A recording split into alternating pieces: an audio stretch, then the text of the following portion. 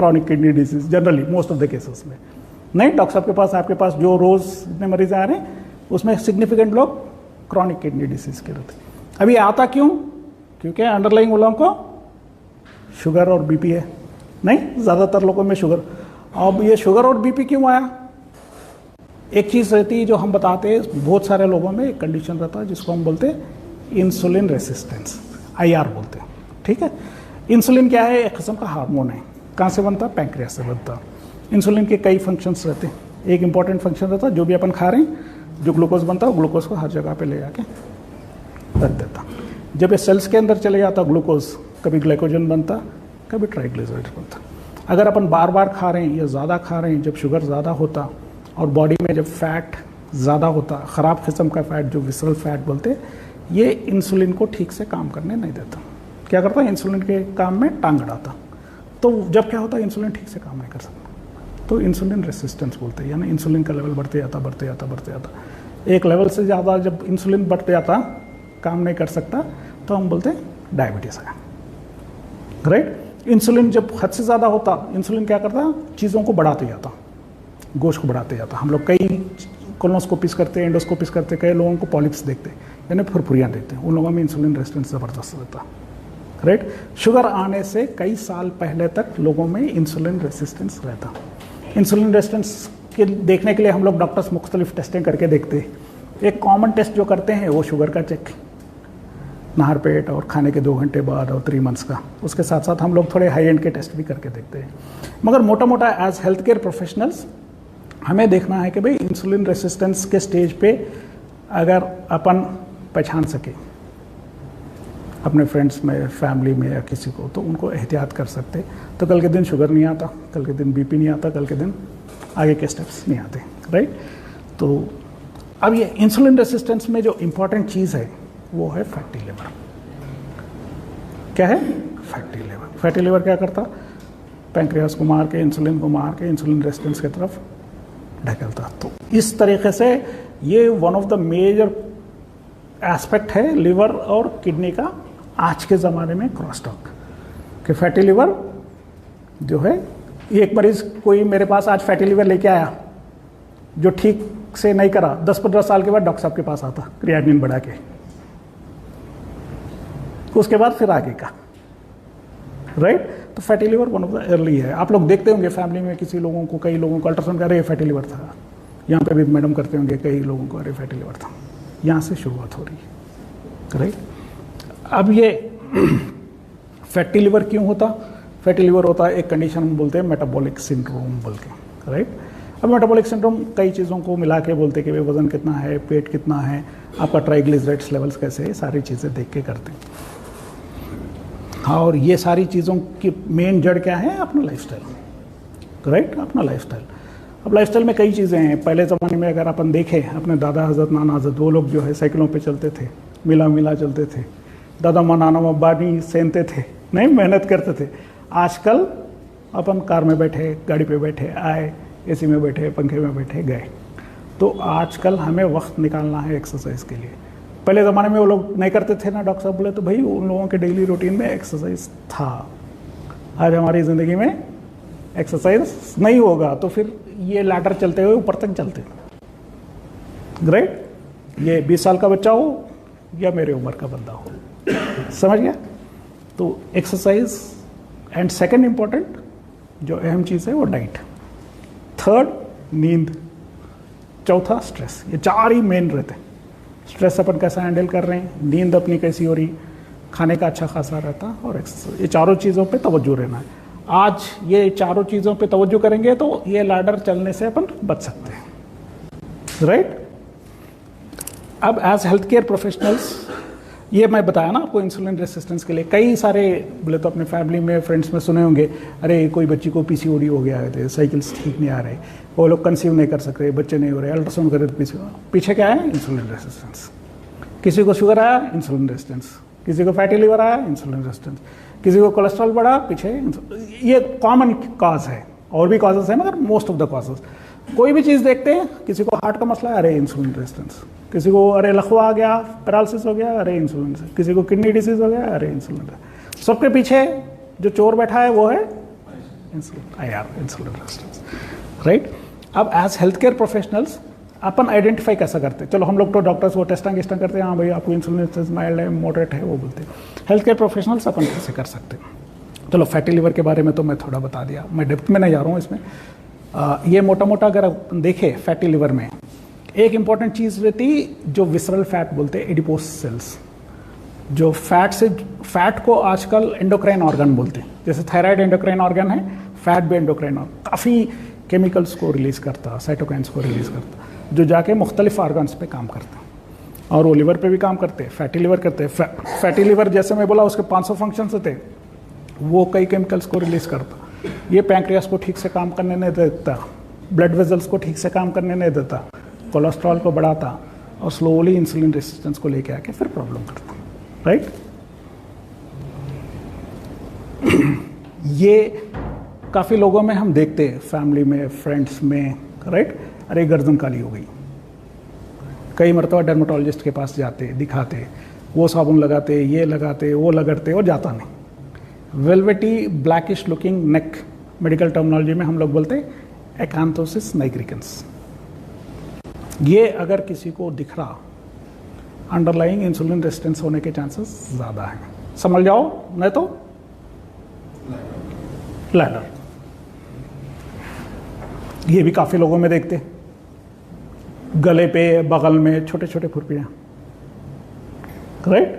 Family में, friends में, कोई भी मरीज़ आप लोग जब वाइटल्स चेक कर रहे हैं, जब एग्जामिन कर रहे हैं, नर्सिंग स्टाफ है या फैमिली में वो है, तो समझ जाना भाई ये बंदा जो है लैडर चल रहा है, खुरपियाँ हैं, समझ जाना कि भाई अंडरलाइंग इंसुलिन रेजिस्टेंस हो रहा है, इसको अपने लाइफस्टाइल बदलाना पड़ता।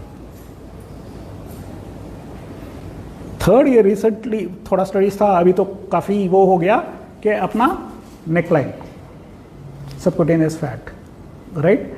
थोड़े स्टडीज़ में 37 सेंटीमीटर्स बोले, मगर अगर रोबस्टली देखे तो मेल्स में अगर 35.5 सेंटीमीटर से ज़्यादा है, वीमेन में 32 सेंटीमीटर से ज़्यादा है, यानी नेकलाइन बड़ा है, एक्सेल वाला डबल एक्सेल पहन रहे हैं, तो समझ जाओ भाई अंदर गड़बड़ी चल रही है। शर्ट एक्सेल या डबल एक्सेल चल रहा, हाइट अपना एवरेज है, तो समझना अंदर गड़बड़ी चल रही है। ये सारे इनिशियल स्टेजेस है। ये स्टेज पे अगर आइडेंटिफाई करके लाइफस्टाइल को चेंजेस करना शुरू करते तो आगे जाके चीज़ें बेहतर होती। नहीं करे ऐसे ही छोड़े तो अचानक से मालूम होता है अरे शुगर आ गया, फिर अचानक से मालूम होता है अरे बीपी आ गया, फिर अचानक से एक दिन मालूम होता है अरे क्रिएटिनिन बढ़ के आ गया, राइट। तो आइडेंटिफिकेशन यहाँ से शुरू होता है जनरली, राइट। चौथा, ये भी एक कॉमन इंपॉर्टेंट चीज़ है कि हाइट के लिहाज से फैट में क्या होता है, एक अच्छा फैट होता है, खराब फैट होता है। Visceral fat is suppose to be bad fat. Visceral fat क्या होता है, जो पेट में जमा होता, जो ऑर्गन्स के तरफ होता है। एक सिंपल पैरामीटर जब आप लोग पेशेंट्स को देखते हैं वो ये है कि नावल लेवल पे यानी बोमी के लेवल पे अगर अपन सर्कमफ्रेंस देखें और मरीज का हाइट देखें, कभी भी कमर हाइट में आधे से कम रहना। Waist circumference should be the navel level should be less than 50% of the height. अगर वो आधे से ज़्यादा है, इसका मतलब उसके पेट में खराब चर्बी है, slowly he is going in that ladder. वो बंदे को फिर लाइफस्टाइल में चेंजेस करना शुरू करना। ये 3-4 सिंपल पैरामीटर्स है for all health care professionals, right. गर्दन बड़ी हो गई, गर्दन में काले वो हो गए, फुरफुरियाँ दिख रही, ये पेट बाहर निकल गया, हाइट और ये देखे तो पेट बहुत ही ज़्यादा है, तो समझना कि भाई कल के दिन ये लैडर वाला काम शुरू हो रहा है, यहाँ से एहतियात करना शुरू है। तो कोई भी ये मार्कर्स है तो अभी से अपन शुरू करें, ठीक है। अब नेक्स्ट एक छोटा सा आप लोगों को आउट ऑफ दिस वन आ रहा हूँ, ये है हेपेटाइटिस बी का। आप लोगों को हेपेटाइटिस बी और सी मालूम होना है। फॉर ऑल द स्टाफ मैं डॉक्टर साहब से भी रिक्वेस्ट करूँगा, सारे लोग एक मरतबा हेपेटाइटिस बी और सी टेस्ट करें, और जो बी का वैक्सीन ना लिए वो लोग ले लें। 150-200 रुपये का रहता। Everyone should be vaccinated who are in the health care industry. Prevalence काफ़ी कॉमन है, वेरिंग स्टडीज़ है। हैदराबाद के स्टडीज़ में पर्टिकुलरली थोड़े एरियाज में we have seen up to 10%। यानी फ़र्ज़ करो यहाँ पे 100 लोग हैं, रैंडमली टेस्ट करेंगे, 10 लोगों को हेपेटाइटिस बी निकलता। अभी 2010 के बाद सब लोगों को गवर्नमेंट वैक्सीन दे रही है, जैसे पोलियो का, BCG का। तो उससे पहले पैदा है सो लोगों को एक्सपोजर होने के चांसेस है। पर्टिकुलरली जब अपन हेल्थ केयर में हैं, इंजेक्शंस देते, पेशेंट का कभी ब्लड लगता, राइट, कभी सैंपल्स लेते, तो we should be knowing about hepatitis B. Everyone if not vaccinated should undergo vaccination, right. Hepatitis B के बारे में अपने को थोड़ा मालूम होना है कि ये अंदर जाके अपने डीएनए के साथ जुड़ के बैठ जाता और स्लोली जो है लिवर को ख़राब करता या कभी कभी लिवर को कैंसर करता। और इसके सिम्टम्स के लिए वेट नहीं करना, सिम्टम्स आए तक अंदर कबाड़ा हो जाता। Right, at least all health care professionals should get tested and vaccinated for hepatitis B, क्योंकि इसके लिए वैक्सीन है। जैसे हम एमबीबीएस में गए, जब हमारे को मालूम हुआ हम उस टाइम पे ले लिए। राइट, आप लोग जब काम कर रहे हैं तो you have to see that we get protected from hepatitis B. Hepatitis C के लिए वैक्सीन नहीं है, मगर अपन थोड़े यूनिवर्सल प्रिकॉशंस लेना है।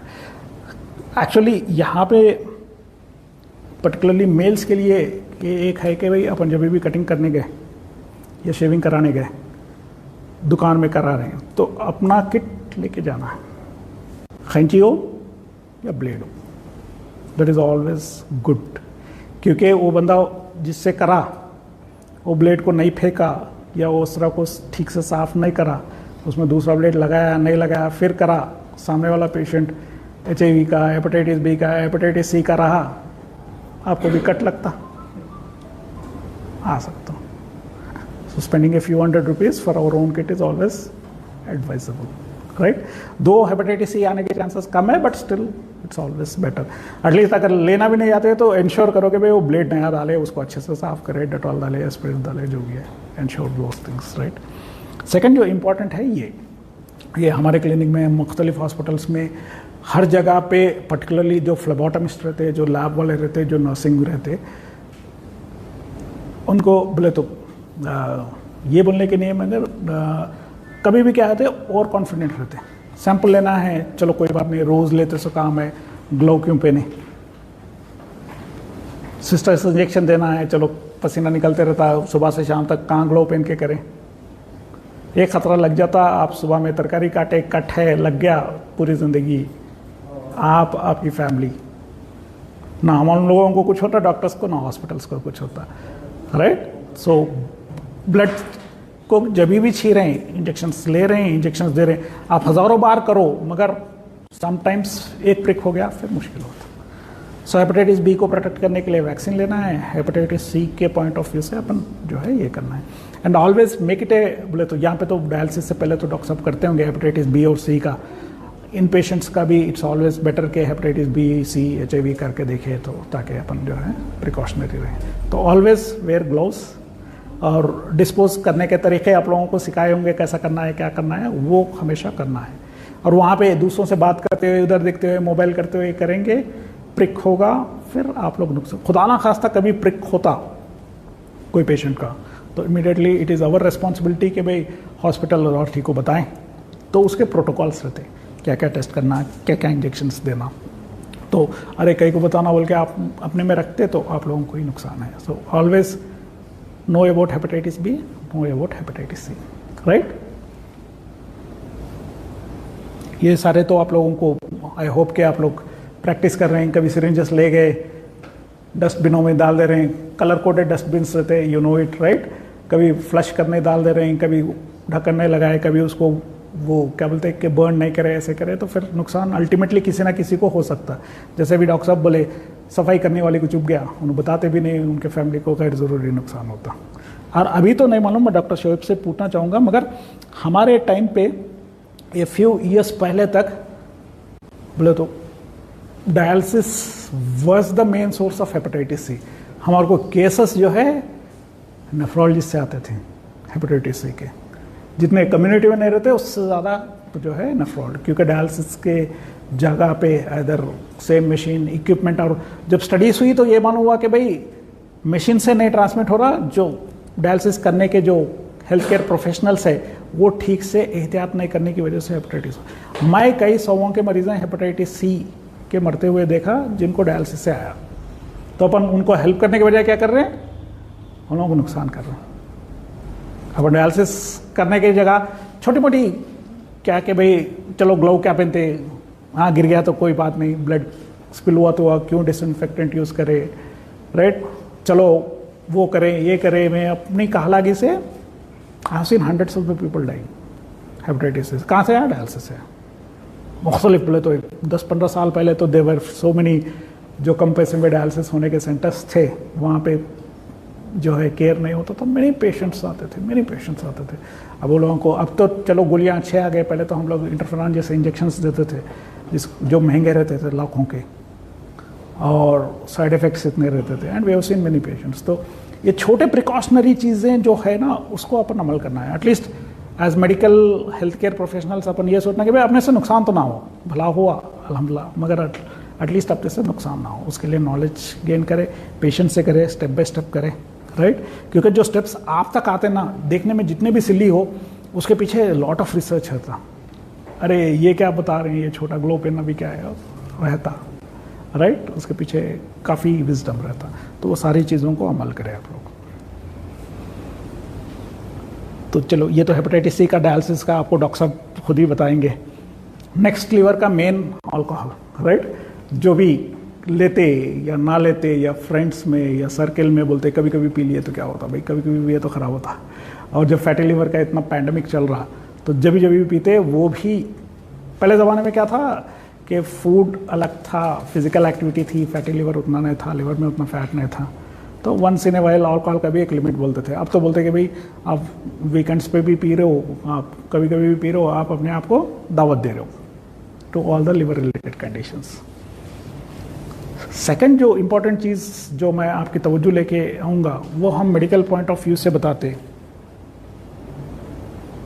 कि अगर मेरे को कोई सामने शराब रखे और कोल्ड ड्रिंक रखे और बोलते दोनों में से कोई एक पीना है आपको, मैं शराब पी लूँगा। मैं क्या करूँगा, मैं शराब पी लूँगा, कोल्ड ड्रिंक नहीं पीऊँगा।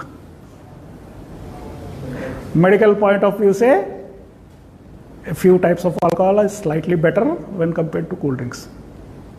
घर में कोक के बॉटल आ रहे हैं, रमज़ान में रोज़ बड़े बड़े बॉटल खुल रहे हैं, रोज़ आ रहा, बाहर स्टिंगा पी रहे हैं, राइट। शराब जितना नुकसान करता, उससे ज़्यादा आपको ये चीज़ें करेंगे। इसमें मिठास के लिए फ्रक्टोज को यूज़ करते, हाई फ्रक्टोज कॉर्न सिरप बोल के रहता, राइट। शक्कर में क्या रहता, ग्लूकोज एंड फ्रक्टोज। फ्रक्टोज का एक ही मेटाबॉलिज्म रहता, वो लिवर में, उसका एक लिमिटेड कैपेसिटी रहता और वेरी करता। और फ्रक्टोज जब ज़्यादा हो जाता, ट्राइग्लिसराइड्स में होता, इंसुलिन रेजिस्टेंस होता, फैटी लिवर होता। अगर कोई दुबले पतले इंसान को, जैसे अब इनको मैं रोज़ कोल्ड ड्रिंक एक बड़ी बड़ी पेट बॉटल, पेट नहीं, वो क्या बोलते हैं उसको, 2 लीटर की बॉटल 1-2 महीने पिलाऊँ, उसके बाद इनका अल्ट्रासाउंड करूँ, फैटी लिवर रहता, डायरेक्टली बीच लैडर में चले जाते तुम,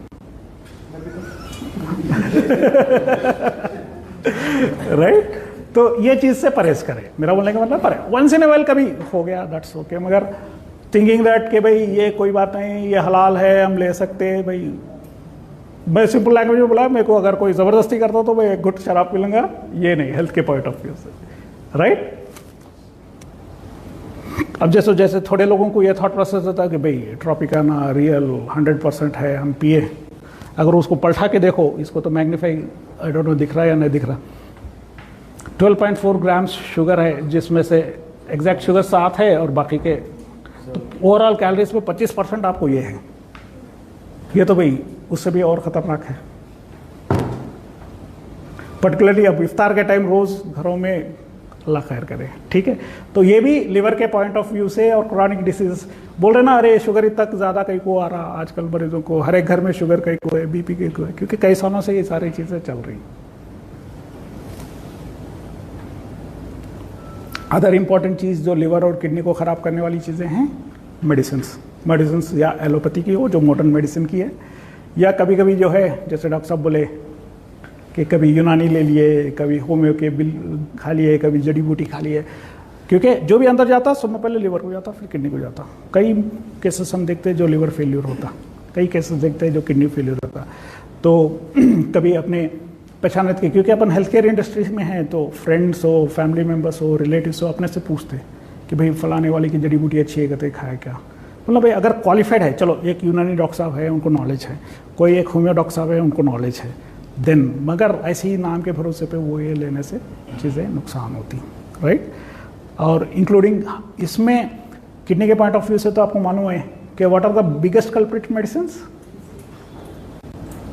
NSAIDs, pain killers, paracetamol, pain killers, ये दवा के अगर जो ले रहे हैं, थोड़ा घुटने में दर्द आया, थोड़ा कमर में दर्द आया, सर में दर्द आया, ब्रूफिन के गोलियाँ, वोरन के गोलियाँ कोई खा रहे हैं रिलेटिव्स में, फ्रेंड्स में, तो समझो भाई किडनी को और लिवर को ये कर रहे, तमाशा कर रहे। तो ये भी अदर इम्पॉर्टेंट कॉज है जो लिवर को ख़राब कर सकता। तो मोटा मोटा इन शॉर्ट में क्या बोला कि भाई get hepatitis B vaccine, universal precautions use करना है सारे पेशेंट्स को, राइट, जब भी हैंडल कर रहे हैं। इंजेक्शंस देते वक्त विदाउट सिरेंजर्स किसी को इंजेक्टेबल्स नहीं, विदाउट ग्लव्स इंजेक्टेबल्स नहीं देना है। ब्लड सैंपल लेते वक्त लेना है, तवज्जो पूरी उधर रखना है, लाइटिंग प्रॉपर रखना है जब सैंपल ले रहे हैं, एक्सेट्रा एक्सेट्रा। और no glove, no samples, no injections, right. Liberal use of disinfection, जहाँ पे ब्लड गिरता है, पर्टिकुलरली डायलिसिस यूनिट में जहाँ पे ब्लड गिरा हो गिरा, जितना आप वो करेंगे एटलीस्ट अपने से किसी और को नुकसान तो नहीं होता, पर्टिकुलरली पेशेंट्स को। एक पाप बेचारा सिंपल डायबिटीज से किडनी डिसीज लेके आया, अपन ऊपर जो है हेपेटाइटिस सी दे रहे हैं, उसका लिवर भी ख़राब कर रहे हैं, राइट। तो ये चीज़ों को बचानी है और इस तरीके से क्रॉनिक डिसीज़ को प्रिवेंट करना है। और ये बताया मैं, थोड़े क्लिनिकल बताया, ज़्यादा नहीं बताया। Others who are in the initial stages में अपने फैमिली में उनमें रहे तो वी एडवाइज देम। और अवॉइड करना है fructose rich and sugary items and unnecessary medicine को भी, छोटी मोटी चीज़ों को अवॉइड करना है। This is how liver and kidney को अपन थोड़ा जस्टिफाई कर सकते हैं। शुक्रिया जी। कुछ क्वेश्चंस और एनीथिंग जी?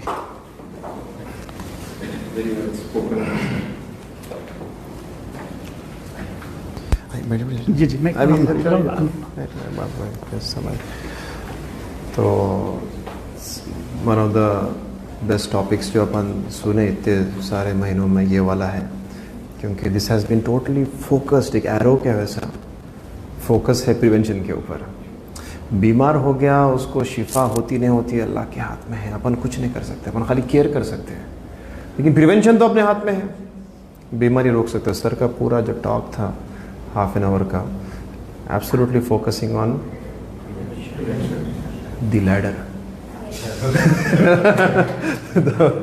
तो लैडर पे आना सबसे इम्पोर्टेंट। अगर आपको बचना है उससे तो डाइट को सही करना है। तो डाइट एंड ओनली डाइट। और डाइट में बहुत इंपॉर्टेंट टेक अवे मैसेज जो अपन 100 बात से इम्प्लीमेंट करना है वो क्या है, वो क्या बोलते हैं वसीम, क्या इम्प्लीमेंट करेंगे अपन लाइफ में आज से डाइट में? कोक वगैरह नहीं पियेंगे तो absolute we will stop using soft drinks. बहुत कम कर रहे हैं अपन लोग, लेकिन आ जाता आप क्या कर सकते हैं उसमें।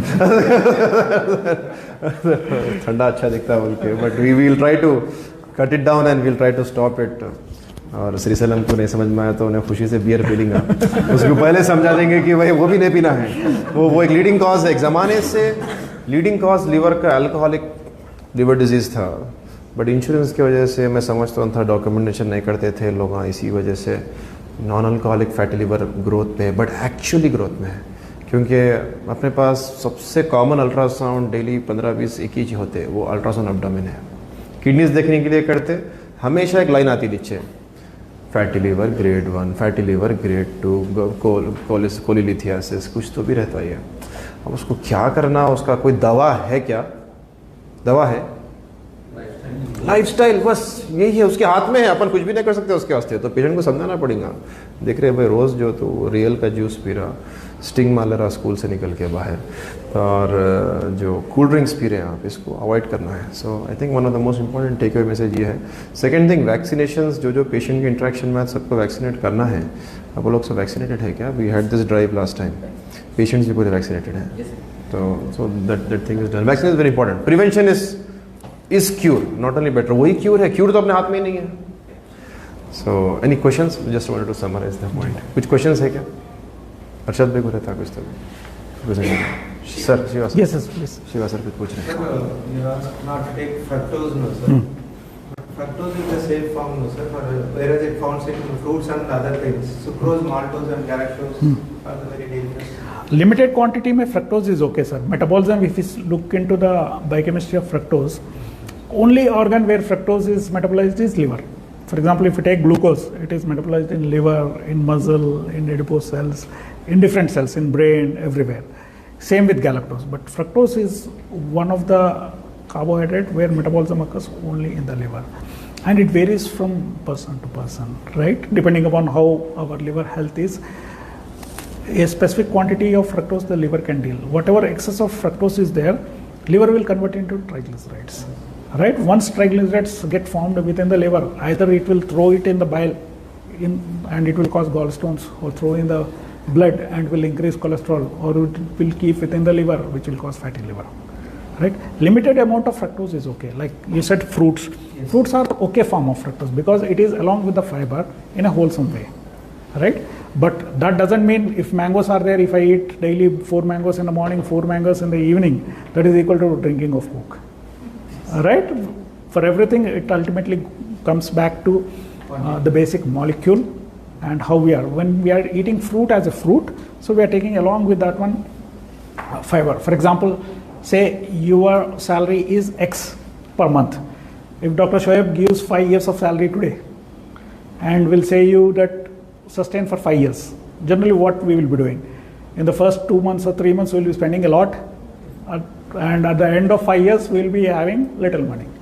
So in the same way, when we take fructose in the form of juices, cool drinks or something, once it goes into the duodenum, everything will be absorbed and thrown to the liver at a high dose, and that will be converted into triglycerides. If we eat it as a fruit, because it is mixed with the fiber, slowly throughout the small intestine, small amount of fructose will be coming, and liver will be having adequate time to metabolize it in a proper way. That's why having limited amount of fruit as a wholesome is a good thing, but juicing it and drinking is a bad thing, right? Not only this Tropicana. If someone says, okay, I will not drink Tropicana, let me bring oranges and daily let me take 4 oranges and drink it. Again, you are doing more or less similar type of thing. Another picture you have shown us, the neck having so many rods. So we were thinking this is because of human papilloma. Those are also one of the differential diagnoses, but this is one of the common thing, because insulin is a anabolic hormone. It will increase the things.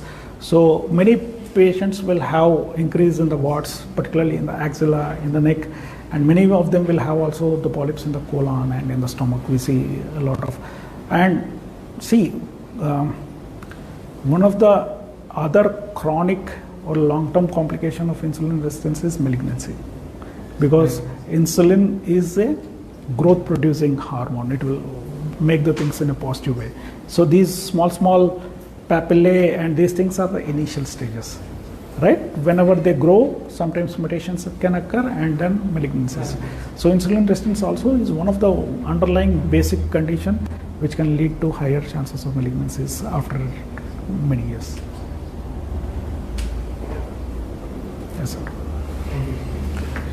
तो cancer से बचना है तो भूखे रहना है, fasting करना है.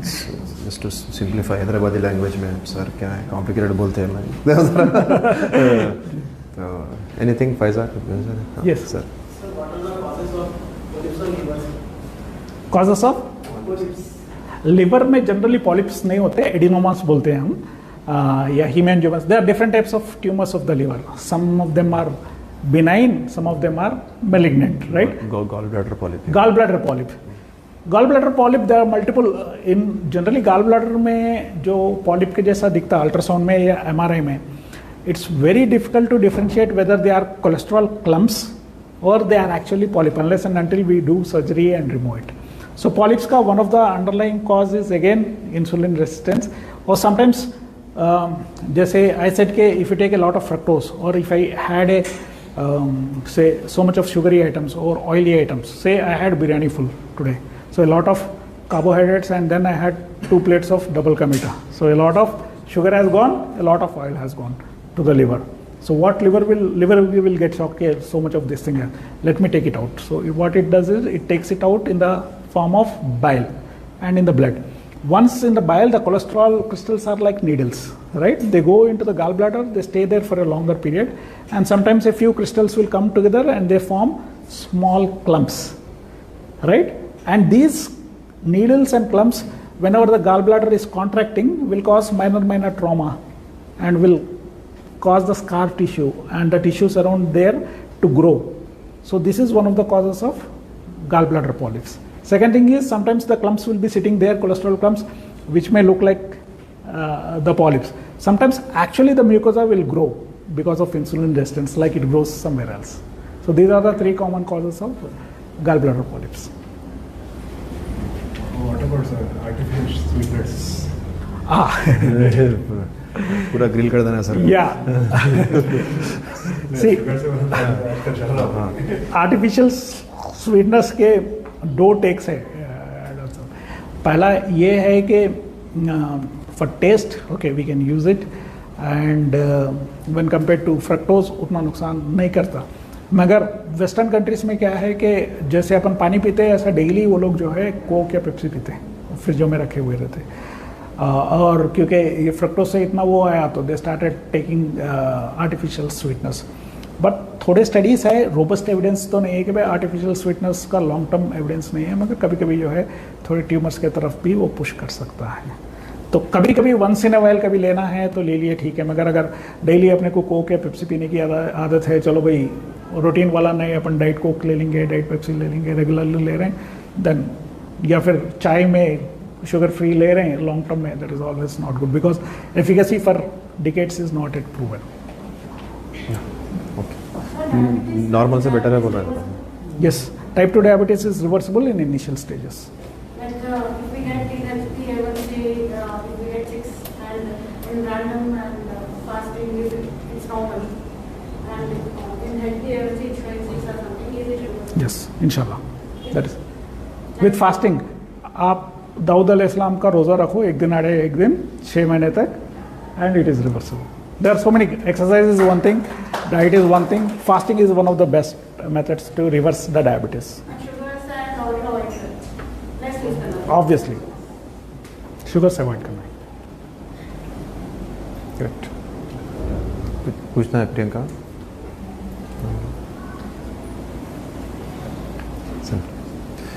जी.